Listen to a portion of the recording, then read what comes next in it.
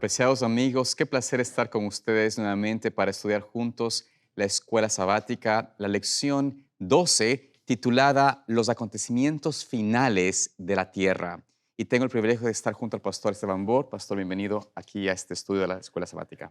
Muchas gracias, pastor. Es un placer estudiar esta lección de tanta importancia para este tiempo. Amén. Y pastor, antes de abrir la palabra de Dios, vamos a hacer una oración, así que le invito a que pueda tener la oración para iniciar. Padre Celestial, gracias te damos por tus múltiples bendiciones. Amén. Gracias por esta lección que nos habla sobre los eventos finales. Pedimos, Señor, la conducción de tu Santo Espíritu. Danos claridad de pensamiento. Danos palabras libres. Danos, Señor, poder para predicar el mensaje como tú quieres que lo proclamemos. Y que estés con aquellos que están viendo el programa, que sus vidas puedan ser educadas e inspiradas por esta lección. Amén. Te lo pedimos en el nombre de Jesús. Amén. Amén. Amén. Gracias, pastor. Mira, en esta lección tenemos esta interesante descripción de los eventos finales en la tierra antes de la venida de Cristo. Los eventos que realmente marcarán el desenlace final del gran conflicto. Y vamos a quizás lo importante para comenzar este estudio, vayamos al énfasis que se hace en cuanto a la lealtad a Dios, su palabra, y lo que conllevará esa lealtad a recibir no solamente esa relación con Dios, pero recibir un sellamiento de parte del Señor. Amén. Leemos brevemente en Proverbios 23, este versículo de memoria que es el inicio de la lección en realidad, pero que comprende el concepto de lo que tenemos que hacer en ese tiempo. Dice allí la palabra de Dios: compra la verdad y no la vendas, adquiere sabiduría, disciplina e inteligencia. Y pastor, este es interesante, presenta este versículo esta clara descripción de que hay una transacción, hay un costo, por decirlo así, en tomar la verdad. Y el costo no es que uno puede pagar con dinero, sino es, en realidad, estar dispuesto a someterse en voluntad a la palabra de Dios, a lo que el Señor dice. Porque si hacemos esto, adquiriremos sabiduría, disciplina e inteligencia, pero sobre todo, tendremos la experiencia de poder recibir de parte de Dios esta obra final, que es la obra del sellamiento. Amén. Esto se presenta en el libro de Apocalipsis, pastor. Díganos un poco del tema del sellamiento, que es importante, que creo que nos ayudaría a tener esta vislumbre de la necesidad de tener la palabra en nuestro corazón. Ok, en primer lugar, es importante entender la conexión entre Roma pagana, Roma papal y el papel que va a jugar la bestia de la tierra, que representa el protestantismo apóstata. Porque esa es la conexión que dan las últimas dos lecciones. Claro. El contexto, pues, profético. Ya. En Apocalipsis 13, el versículo 1 y 2, dice: me paré sobre la arena del mar, vi subir del mar una bestia que tenía 7 cabezas y 10 cuernos, y en sus cuernos 10 diademas, y sobre sus cabezas un nombre blasfemo. Y ahora viene el versículo clave. La bestia que vi era semejante a un leopardo, sus pies como de oso, y su boca como de león, y el dragón le dio su poder y su trono y grande potestad a la bestia. Correcto. Ahora, el dragón representa Roma pagana, porque en el capítulo anterior, el dragón trató de matar al niño cuando el niño naciera. Así Correcto. que el dragón representa Roma pagana. Pero aquí dice que el dragón le da su poder, su trono y grande autoridad a la bestia. Y la bestia se describe en el capítulo 13, la bestia que se levanta del mar, gobierna 42 meses, habla blasfemias, ataca el santuario, persigue a los santos, lo mismo que el cuerno pequeño. Representa el poder papal. Claro. Así que Roma pagana le da su trono, poder y autoridad al papado. Y luego, en Apocalipsis 13, se levanta una bestia de la tierra. Y esta bestia de la tierra hace todo para complacer a la bestia del mar. Correcto. Yo tengo una lista aquí. Es decir, esta bestia lo que hace es complacer a Roma papal. Correcto. Hace lo que dice Roma papal. En primer lugar, dice que ejerce toda la autoridad de la primera bestia. Dice que todo lo que hace, lo hace en presencia de la primera bestia. Dice que manda a todo el mundo a adorar La a primera la bestia. primera bestia. Dice que hará una imagen de la primera bestia. La imagen la hará para honrar a la primera bestia. Y va a imponer la marca de la primera bestia. Entonces, todo lo que hace esta bestia es para complacer la bestia anterior. Es diferente que las otras bestias, porque el oso acabó con el león Acabó con el león. y Claro. el leopardo acabó con el oso. Y la bestia espantosa y terrible terminó con Con el oso. con el leopardo. Correcto. Pero en este caso, no es que la bestia de la tierra acaba con la bestia anterior, sino que la ayuda a recuperar su poder.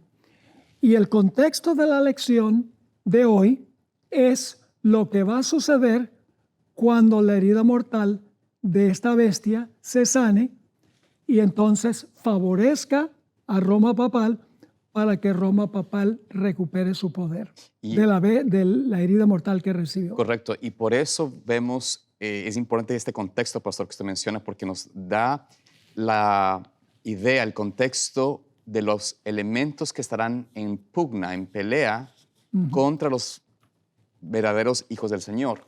Y ahí nos da la lección, nos presenta la respuesta de Dios a esta gran unión entre la bestia que adora a la bestia primera. Entonces, de una forma u otra, ahí notamos la relación de Dios, por qué es importante entender lo del sellamiento, ya que estaremos viendo en la tierra solamente dos grupos, dos bandos. No existirán 3 o 4 o 5, sino simplemente dos. Los que adoran a la bestia, ya sea por imposición de su mano o de su frente, o sea, por convicción o por conveniencia, que adoran a esa bestia, aceptan lo que se le está plasmando en base a la función de lo que la segunda bestia de la tierra hace que los hombres adoren a la primera bestia. Y en respuesta a esto vemos que Dios, en cambio, tiene un grupo de personas que son selladas y que son los que se mantienen fieles y que no aceptan esa marca de la bestia. Entonces, la respuesta de Dios a ese asunto, ¿no? En otras palabras, el conflicto final es entre los que adoran a Dios y tienen su señal Claro. y los que adoran a la bestia y tienen su marca. Dios tiene su sello y la bestia tiene su marca. Entonces hay que determinar qué es la señal de Dios y cuál es la señal de la bestia. Bueno, ese sería el asunto. ¿Cuál sería la señal? Bueno, ¿cuál es la señal de la bestia? ¿Cuál es esa marca de la bestia? Según entendemos que el aspecto en Apocalipsis 3 y 14, ambos mencionan el tema de adoración. Entonces, entendemos que la marca tiene que ver con adoración, con el aspecto de adorar. Y, por supuesto, la marca de identidad del sistema falso de adoración a Dios, que es lo que es el sistema papal y el sistema del cristianismo apóstata, traen a colación su señal, sobre todo la señal como el día domingo, el día de adoración, que ellos usan como la identidad y la marca de autoridad sobre la Escritura. Entonces, es claro, y tenemos evidencia, por supuesto, es profecía también, de que es el domingo la señal de la marca de la bestia. ¿Qué entonces es la señal, pastor, de Dios en respuesta a esa señal del enemigo? Pues el mensaje del primer ángel lo dice. Manda a adorar al Creador. ¿Y cuál señal estableció Dios al mismo comienzo? Claro. Apartando esa señal, porque dice que Dios bendijo y santificó. Santificar significa colocar a un lado con un propósito sagrado. Claro. Génesis nos dice que la señal que Dios hizo al terminar la semana de la creación fue la observancia del sábado. Claro. La señal de Dios es el sábado. La marca de la bestia tiene entonces que ser un día contrario, un día opuesto. Porque si la señal de Dios es un día, Satanás va a falsificarlo, Claro. estableciendo otro día. Y por ende, como usted menciona, la señal de Dios es el guardar el día de reposo, que por supuesto no es solamente guardar el sábado, como el día de Dios, pero es toda la ley. Es decir, no van a estar solamente guardando el sábado y los demás Exacto. transgrediendo. Simplemente es que guardan el sábado al igual que respetan todos los mandamientos de Dios. Y esa es la señal Amén. por excelencia del pueblo de Dios. Ahora, un sello Claro. que recibe el pueblo de Dios en la frente tiene 3 elementos. Ujú. ¿Cuáles son esos 3 elementos que tiene que tener un sello para ser auténtico? El nombre, ¿no es cierto? El título, el nombre y el territorio, según entendemos el concepto de sello. O sea, que tiene que tener el nombre del dador del sello, Claro. tiene que tener el territorio sobre el cual gobierna y en tercer lugar tiene que tener la función Claro. que desempeña. Título, claro. Ahora, la pregunta clave es cuál de los 10 mandamientos Tienen ese. es el único mandamiento que tiene los 3 elementos. Claro, es el único, es el cuarto. Por supuesto, porque habla que Dios es el creador, ¿no es cierto? Su Dios, función. Su función. Habla de que es el que hizo los cielos y la tierra, el que hizo las cosas, por supuesto. También habla en el cuarto mandamiento del territorio. Él está sobre toda la tierra. Cielos, Tierra y mar, o sea, todo el universo en realidad. Y finalmente nos llama a santificar ese día, a honrar ese día, porque Él eligió ese día para descansar, ¿no es cierto? Tomando en cuenta quién es Él, ¿no? Su título, entonces. O sea, la señal de él. Claro, la señal de Él. Ahora, yo quiero compartir un detalle muy interesante. Hace varios años Ajá. estaba yo estudiando en la Universidad de Andrews y me gustaba mucho ir a la biblioteca para sacar fotocopias de material que yo creía que iba a poder usar en el futuro, cuando ya no tuviera acceso a esa gigantesca biblioteca. Y un día, cuando estábamos en receso, Ujú. fui a la biblioteca y siempre me gustaba ir de estante en estante mirando los títulos, etc. Claro. Encontré unos volúmenes bien grandes que se llaman Ugarítica. Son tabletas que se han excavado en una ciudad en Canaán que se llama Ugarit. Ya. Y ahí estaba yo hojeando, no sé por qué quise mirar yo esos libros con un título tan raro. Claro. Pero me puse a hojear y vi algo muy interesante. Había allí en varias páginas fotos de tabletas Ya. que eran un pacto entre un rey mayor y un rey vasallo. Mm. Y esta tableta estaba escrita por ambos lados. Ujú. O sea, lo mismo que estaba en la parte de al frente estaba en la parte de atrás. El mismo texto, en otras palabras. Y en todo el centro de la tableta, porque las tabletas eran de barro, Claro. eran suaves y entonces se endurecían. Vi en todo el centro de la tabla, de ese pacto, un sello impuesto en el primer lado. Mm. Y lógicamente, cuando se imprime el sello en el lado de al frente, que tiene el nombre, el título Claro. y el territorio del que está haciendo el pacto, Sí. cuando se pone el sello, pues se afecta la escritura, no se puede leer toda la escritura. Claro, claro, claro. Entonces, por eso escribían atrás, para que entonces se pudiera voltear atrás, Y leer. el sello lo hacía auténtico y atrás estaba todo el texto. Y me pareció tan interesante eso. Me puse a investigar, la Biblia dice que los 10 mandamientos son el pacto de Dios, el rey grande con sus súbditos. Ujú. Y la Biblia dice que estaban escritas las tablas por ambos lados. Correcto. En Éxodo 32. Cierto. ¿Dónde esperaríamos tener el sello? Porque estas tabletas son de la misma época en que Dios dio los 10 mandamientos.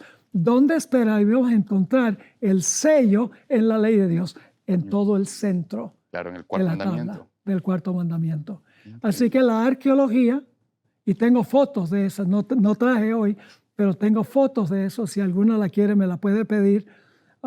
Me pareció muy interesante que Dios habla al hombre en el idioma de la época en que el profeta está recibiendo el mensaje. Claro.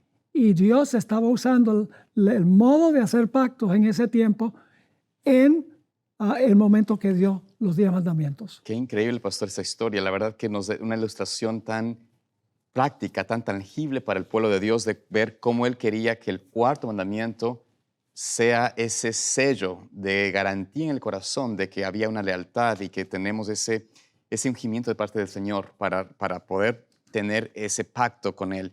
Y de alguna forma se va a aplicar esto en el corazón de aquellos que estén realmente con el Señor en el tiempo del fin. Amén. Por eso hablamos del sellamiento.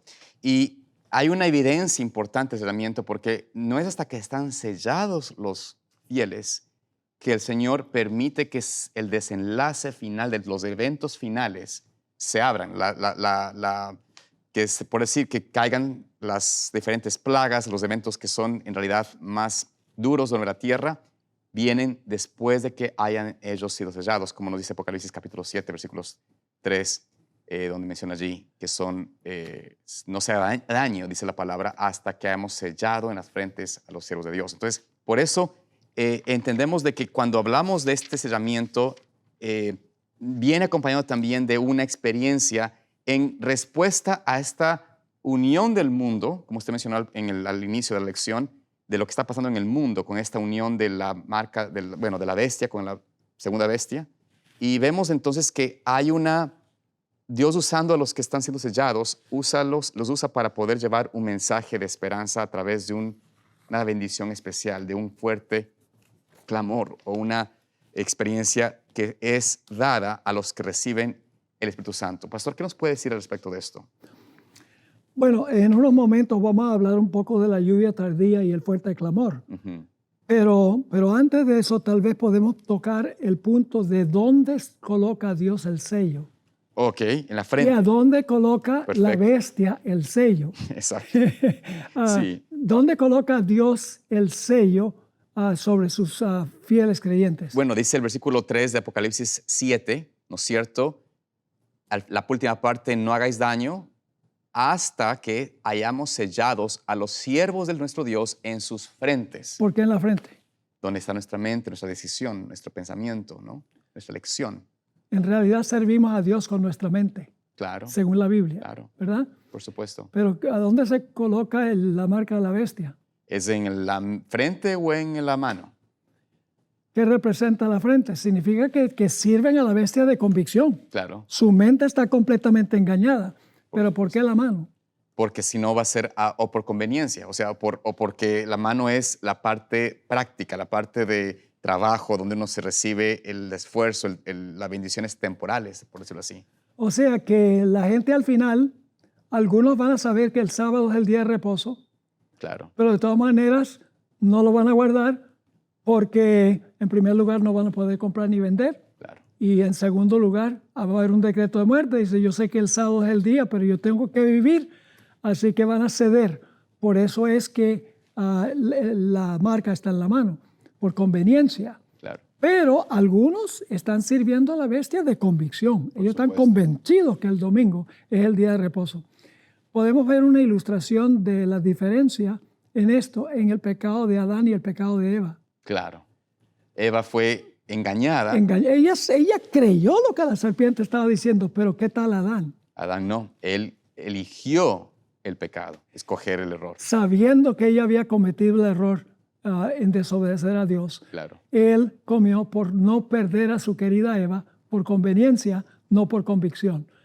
Y pastor, esto es algo también interesante porque muchas personas, por amor a sus propios hijos, a sus familias quizás, y por su falta de fe en la palabra de Dios, preferirán, como usted menciona, por conveniencia, trabajar en sábado, a honrar a la bestia, aceptar ese pensamiento, aceptar sus leyes, imposiciones económicas para mantener su vida con tal de guardar a su propia familia, pero en realidad Dios mira esto como una traición al Señor, ¿no? Al igual que lo hizo Adán. Eligió su esposa antes que ser fiel al Señor.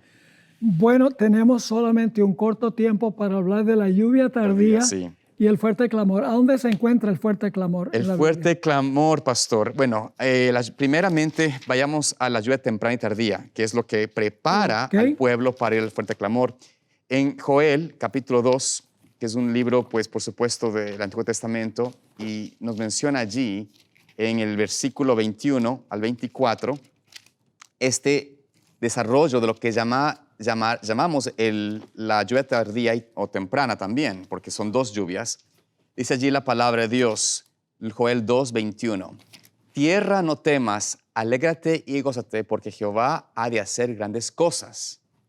Luego, ¿no es cierto?, dice allí en el versículo 23, Vosotros también, hijos de Sión, alegraos y gozaos en Jehová vuestro Dios, porque os ha dado la primera lluvia moderadamente, y hará descender sobre vosotros la lluvia temprana y la lluvia tardía, como al principio. Es decir, el Señor nos está advirtiendo, nos está diciendo de que vendrán grandes cosas a través del derramamiento de la lluvia temprana y tardía. Este es lo que nos habla de la palabra de Dios. Pero, ¿qué significa eso, pastor? Bueno, lo que yo hago, yo tengo una huerta pequeña en el patio. Claro, Lo que yo hago es preparar la tierra, sí, hago el hoyo, meto la semilla o la planta, correcto. lo cubro y luego, ¿qué hago después de eso? Le echo agua. Hay que echar agua. Para que Esa es la riegue. lluvia temprana. Ahora, hay que estarle echándole agua regularmente, Por supuesto, ¿verdad? por supuesto. La lluvia tardía, la lluvia temprana en la Biblia era lo que causaba que la semilla germinara, el comienzo. Qué crecimiento inicial. La lluvia tardía era para madurar la cosecha. Ujú. En otras palabras, uno tiene que ver con el principio y otro con el fin. De la misma manera, en el Pentecostés, Dios derramó sobre la iglesia la lluvia temprana para que la iglesia comenzara a crecer, para que se hiciera una iglesia global.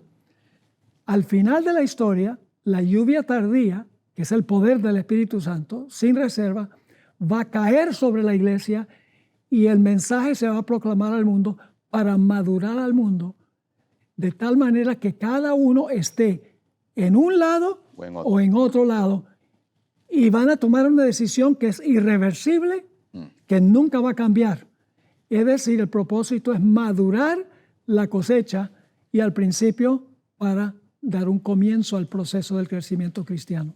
Pastor, y entonces aquí es donde entra en la colación este asunto del fuerte clamor.